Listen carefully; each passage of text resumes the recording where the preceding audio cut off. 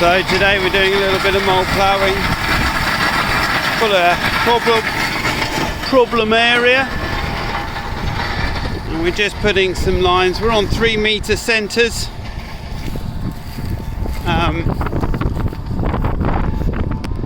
Hopefully that'll sort out this green patch you can see over here. Morning everybody, Sunday morning, and out for my usual dog walk here. I thought it would be interesting just to review this field. So this is flexi wheat stubble. This was planted in November 2020. It was harvested in early August. We just broadcast the mustard on with the Cunero and then stubble raked it in. And it's interesting, just sort of the size differential between this and that crop that we saw last week, and just how much what a difference a few days makes. This mustard is in, let's say, they're the cotyledons, so 4 true leaves, nowhere near flowering. It's an 80 hectare block we have here, so plenty for sheep to go at. You can see the stubble raking stripes, and it will be grazed over the winter. So this block is going into spring oats on contract, and I think, common with a lot of farmers, what we're really struggling with is rotational options. Interestingly enough, my sunflowers are looking really good, and the landlord here said, why aren't we growing sunflowers? And I said, well, you were given that option and you turned it down. So we are struggling for rotational options. As you can see, plenty of woods around here. Another reason that we're not particularly comfortable to grow rape. So this will be, so it was a full winter wheat, flexi, spring wheat, spring oats, and then it'll probably go back into a winter wheat. It's conventionally grown with some regenerative practices, but yes, real challenge with rotations going forward. The other point that I'd like to make is we have a John Deere combine. It doesn't have self-leveling sieves. It also doesn't have the Hillmaster feature, which enables the chassis to stay level and the axles to move with the undulations.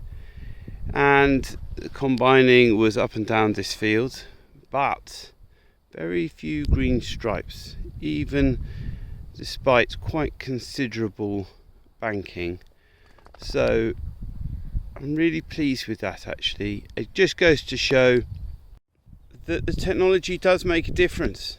I think it has a feature called terrain assist or something like that, whereby the fan speed is variated depending on the angle that the combine is travelling at. That's all automated, but it's good to see the effect after harvest. And just to before you think I'm talking above my station, just wanted to show you why I thought about that. So I thought about it because of this row here. Now actually I can remember this. So what happened here was, it was the end of the day and we had just finished combining the field next door, and we travelled through the gap and we did one row up this field and concluded it wouldn't go. And you can see the results of the combine struggling.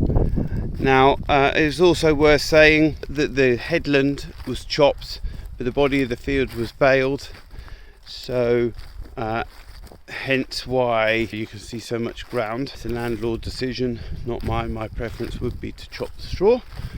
And the other point I was about to make in this field was to consider the colour. So we've got a mostly stubble here with some mustard. Well, look at that. That is winter wheat.